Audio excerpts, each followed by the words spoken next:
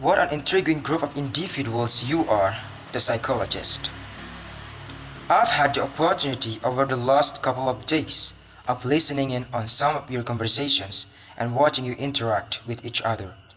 And I think it's fair to say already that there are 47 people in this audience at this moment displaying psychological symptoms I would like to discuss today.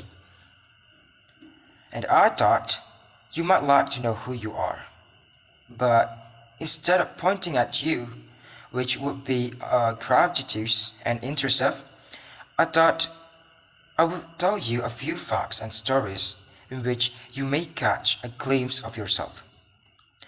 I'm in the field of research known as personality psychology, which is part of a larger personality science which spans the full spectrum, from neurons to narratives. And what we try to do, in our own way, is to make sense of how each of us, each of you, is in certain respects, like all other people, like some other people, and like no other person. Now, already you may be saying of yourself, I'm not intriguing, I am the 46th most boring person in the Western Hemisphere. Or you may say of yourself, I am intriguing, even if I am regarded by most people as a great thundering twit. But it is your self-diagnosed boringness and your inherent twittiness that makes me as a psychologist really fascinated by you. So, let me explain why this is so. One of the most influential approaches in personality science is known as trait psychology, and it aligns you along 5 dimensions which are normally distributed and that describe universally held aspects of difference between people. They spell out the acronym OCEAN. So O stands for open to experience versus those who are more closed. C stands for conscientiousness in contrast to those with a more lackadaisical approach to life. E, extroversion in contrast to more introverted people.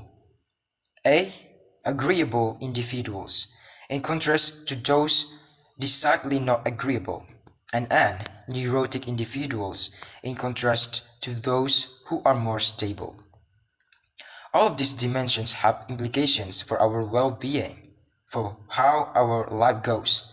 And so we know that, for example, openness and conscientiousness are very good predictors of life success. But the open people achieve that success through being audacious and occasionally odd. The conscientious people achieve it through sticking to deadlines, to preserving as well as having some patience. Extroversion and agreeableness are both conducive to working well with people. Extroverts, for example, I find intriguing with my classes. I sometimes give them a basic fact that might be revealing with respect to their personality. I tell them that it is virtually impossible for adults to lick the outside of their own elbow. Did you know that? Already, some of you have tried to lick the outside of your own elbow, but extroverts amongst you are probably those who have not only tried, but they have successfully licked the elbow of the person sitting next to them. Those are the extroverts. Let me delve in a bit more detail with extroversion because it's consequential and it's intriguing, and it's help us understand what I call our 3 natures. First, our biogenic nature, our neuropsychology. Second, our sociogenic or second nature, which has to do with the cultural and social aspects of our lives. And third, what makes you individually you, idiosyncratic, what I call your idiogenic nature. Let me explain. One of the things that characterizes extroverts is they need stimulation, and that stimulation can be achieved by finding things that are exciting, loud noises, parties, and social events here at that. You see the extroverts forming a magnetic core. They all gather together, and I've seen you.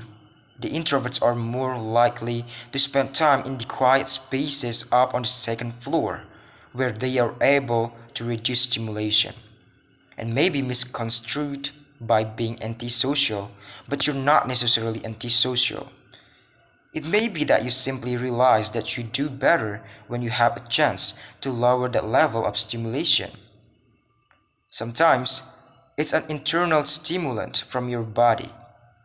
Caffeine, for example, works much better with extroverts than it does introverts. When extroverts come into the office at 9 o'clock in the morning and say, I really need a cup of coffee, they're not kidding. They really do. Introverts do not do as well, particularly if the task they're engaged in and they've had some coffee. If those tasks are speeded and if they're quantitative, introverts may give the appearance of not being particularly quantitative, but it's a misconstrual. So here are the consequences that are really quite intriguing. We're not only always what seem to be, and that takes me to my next point. I should say, before getting to this, something about sexual intercourse, although I may not have time, and so if you would like me to, yes, I would. Yes, you would? Okay.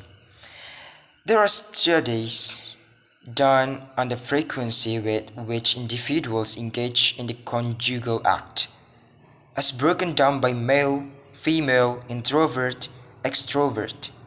So I ask you, how many times per minute? Oh, I'm sorry, there was a rat study. How many times per month do introverted men engage in the act? 3.0. Extroverted men? More or less? Yes, more. 5.5, almost twice as much. Introverted woman, 3.1. Extroverted woman, frankly speaking, as an introverted male, which I will explain later, they are heroic, 7.5. They not only handled all the male extroverts, they pick up a few introverts as well. We communicate differently, extroverts and introverts. Extroverts, when they interact, want to have lots of social encounter, punctuated by closeness. They like to stand close for comfortable communication.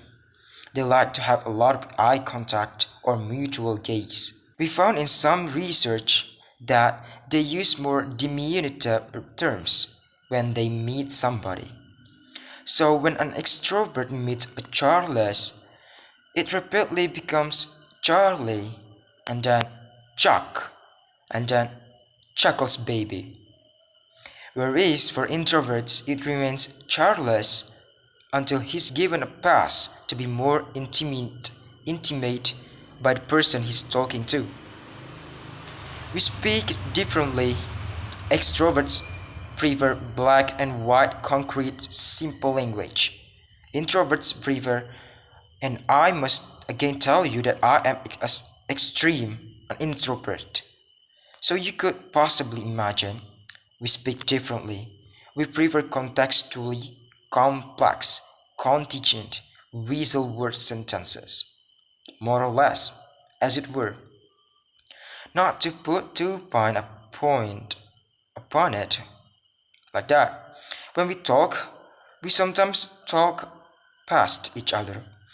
Had a consulting contract I shared with a colleague who's as different from me as two people can possibly be. First, his name is Tom. Mine isn't. Secondly, he's 6'5". I have a tendency not to be.